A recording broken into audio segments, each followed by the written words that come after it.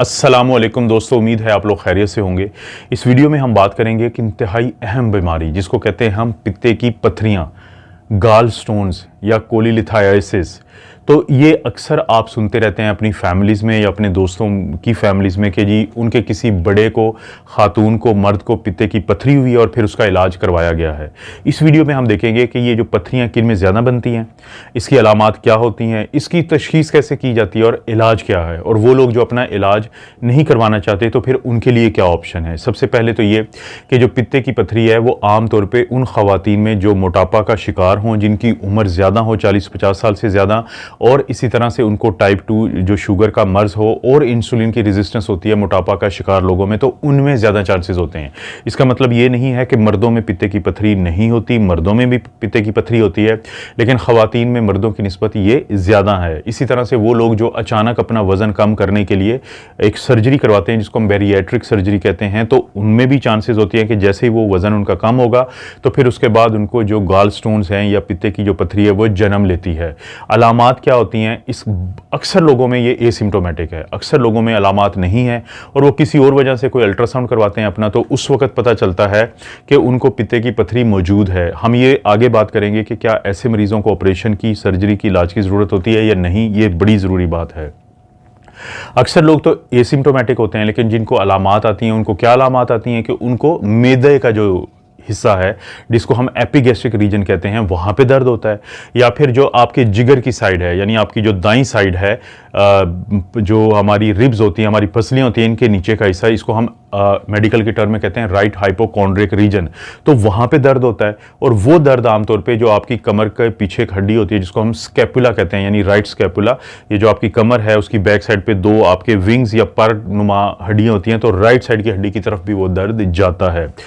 कुछ लोगों को उल्टियाँ भी आ सकती हैं, लेकिन अक्सर लोगों को ये अलामात होती हैं अगर उनमें अलामात जन्म लेती हैं तो क्या लेबॉर्ट्री के कोई टेस्ट करवाने होते हैं? लेबॉर्ट्री का कोई ऐसा टेस्ट नहीं है जो हमें ये बताएगा कि किसी को पित्ते की पत्थरी है। तो हमें कैसे पता चलेगा? बड़ा एक सादा सा टेस्ट है जो प्रेग्नेंट ख़वातीन का भी हो सकता है, जो किसी उम्र के मर्द, औरत, बच्चे, बड़े का हो सकता है। उसको हम कहते हैं अल्ट्रासोनोग्राफी, कि एक ऐसा टेस्ट जिस पे प्रोब घुमाते हैं आपके पेट पे और ये पकड़ लेते हैं कि यहाँ पे पत्थरियाँ पड़ी हैं गाल ब्लैडर के अंदर या पित्ते के अंदर। तो अल्ट्रासाउंड जो आपका पेट का है वो बहुत ज़्यादा ज़रूरी है आपकी इस तशख़ीस के लिए, और ये अहम टेस्ट है और वाहिद टेस्ट है जो आपकी पित्ते की पत्थरी को फौरी पकड़ लेता है, जिसको हम नॉन इन्वेजिव टेस्ट कहते हैं। एक दफ़ा तशख़ीस हो जाए तो फिर उसके बाद इलाज की क्या ऑप्शन है? बड़ा मशहूर इलाज है। सबसे पहली तो बात है कि अगर तो एसिम्प्टोमेटिक हैं, अगर किन्हीं को अलामात नहीं हैं, तो हम कहते हैं कि उनको ऑपरेशन की ज़रूरत नहीं है, सिवाय उसके कि अगर तो जो गाल ब्लैडर है उसकी कैल्सिफिकेशन हुई है। ये एक टर्मिनोलॉजी है। दूसरा ये है कि अगर कोई शख्स जो है उसमें जो पित्ते की पत्थरी है उसका साइज़ 3 सेंटीमीटर से ज़्यादा है। और आखिर में वो लोग जिनका कोई, बाज़ लोगों का कार्डिक ट्रांसप्लांट होता है, बाज़ लोगों का कोई बड़ी सर्जरी होती है बैरिएट्रिक, जो वज़न कम करने वाली मैंने बात की थी, तो उस दौरान भी बाज़ लोगों का ये ऑपरेट कर दिया जाता है चाहे अलामात ना हो। लेकिन अक्सर वो लोग जिनके अंदर ये पत्थरियाँ मौजूद हों और उनको अलामात ना हो तो हम उनके ऑपरेशन का नहीं कहते। तो ऑपरेशन जिनको ज़रूरत होती है, जिनको अलामात आ रही होती हैं, तो आजकल सबसे बड़ा मशहूर ऑपरेशन है जिसको हम कहते हैं लेप्रोस्कोपिक कोलिसिस्टेक्टमी।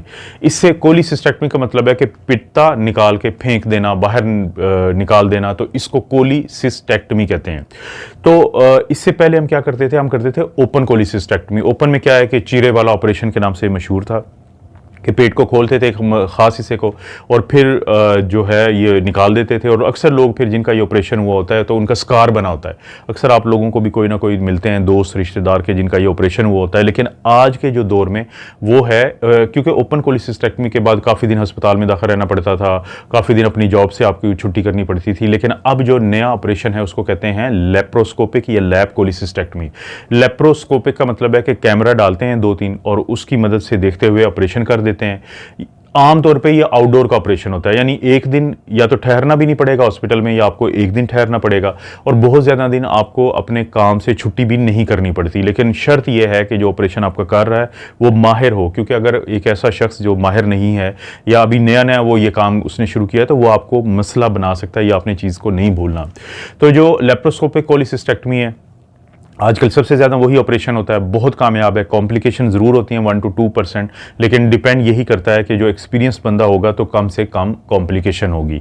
अब फ़र्ज़ करें और इसी तरह से अगर कोई प्रेग्नेंट ख़वातीन है तो सेकंड ट्राइमेस्टर जो होता है यानी 6 महीने के दरमियान भी आप ये ऑपरेशन करवाया जा सकता है, इसमें कोई हर्ज नहीं है। और बाज़ औक़ात ये होता है, अब बहुत सारे लोग ये कहते हैं जी हमने बिल्कुल ऑपरेशन नहीं करवाना, तो हमें आप कोई दवाई दे दें, क्योंकि जो पित्ते की पत्थरियाँ होती हैं वो होती हैं 2 किस्म की, यानी उनकी जो केमिकल कंपोजिशन है, एक होती है कोलेस्ट्रॉल की और एक होती है कैल्शियम बिलीरुबिनेट की। जो कोलेस्ट्रॉल की होती हैं उनके लिए हम गोलियां देते हैं, जिसको हम जेनरिक नेम मैं आपको बता रहा हूँ, पाकिस्तान में बिल्कुल ये 250 मिलीग्राम और 500 मिलीग्राम की जो गोली है ये मिलती है। इसको हम कहते हैं, जेनरिक नेम है कि अर्सो Koli deoxy colic acid, अर्सो deoxy colic acid. अब ये जो है ये एक बाइल सॉल्ट है, इसकी कितनी हम डोज देते हैं 8 to 10 मिलीग्राम पर केजी पर डे।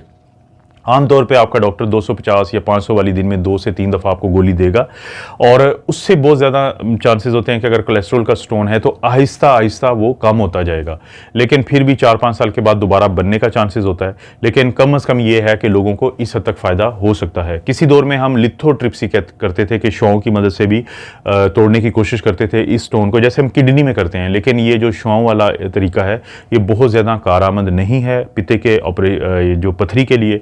तो इसलिए पित्ते का ऑपरेशन किया जाता है, लैब कोलिसिस्टेक्टमी, बड़ा कामयाब ऑपरेशन है। या फिर जैसे मैंने अर्सो जो डीऑक्सीकोलिक एसिड है उसका जिक्र किया कि वो दी जाती है।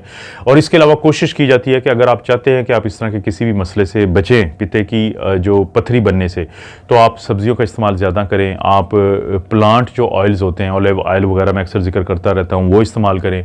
रेगुलर एक्सरसाइज करें, अपना वज़न जो है वो अच्छा रखें, अपनी जो शुगर है उसका लेवल बेहतर रखें। जो दूसरी फैट्स होती हैं, एनिमल फैट्स जिसको हम कहते हैं, ये मक्खन, घी, पेड़े, ये जो रेड मीट होता है उसका इस्तेमाल कम करें, तो उसमें फिर चांसेस होंगे कि आपको ये पथरी जो है पित्ते की ये कम बनेगी, या कम चांसेस होंगे इसके बनने के। इस तरह की वीडियोस मिलती रहेंगी। चैनल को नहीं सब्सक्राइब किया तो अभी प्लीज़ कर दें। घंटी का जो आवाज़ आई है इसको दबा दें। वीडियो को लाइक ज़रूर किया करें, और कोई वीडियो लगता है कि किसी दूसरे को फ़ायदा दे सकती है तो दोस्तों से शेयर भी कर दीजिए करें, फ़ायदा होता है बहुत सारे लोगों को। आप अपना और अपनी फैमिली का ख्याल रखें। अल्लाह ताला आपको और आपकी फैमिली को हर किस्म की बुराई, बीमारी और आजमाइश से महफूज रखें।